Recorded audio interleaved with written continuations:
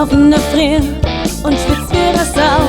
Der Weg hat nicht klingelt, die Arbeit ruft, doch du bist K.O.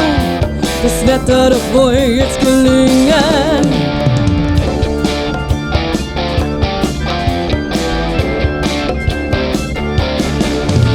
Kein Bock, kein Lust, kein Antrieb hast du. Der Chef, der ist ein Depp. Die Straße ist ja noch mit Autos zu. Am besten ist er wieder ins Bett.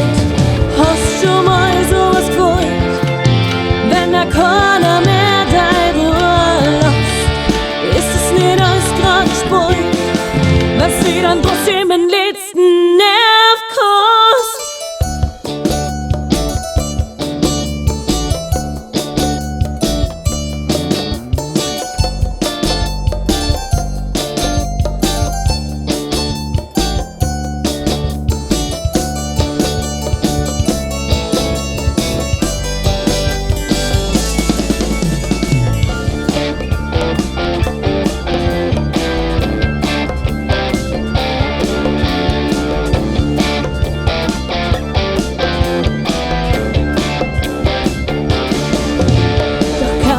In einer Arbeit, wirst belastet mit sinnlos blätten Zeig.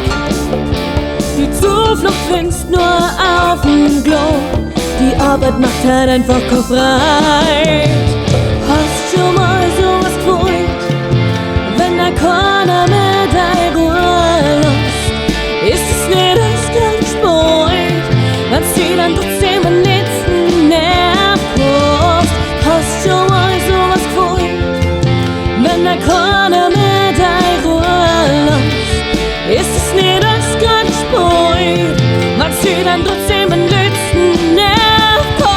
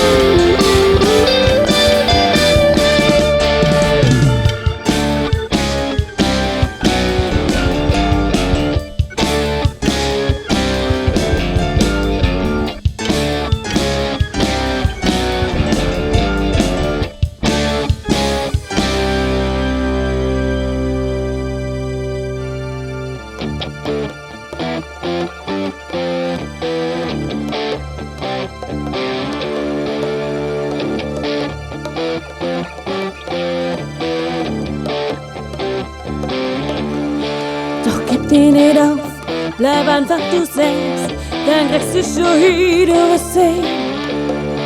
Kein Mensch ist es wert, denk jetzt an dich selbst, als Leben kann einmal einfach gehen.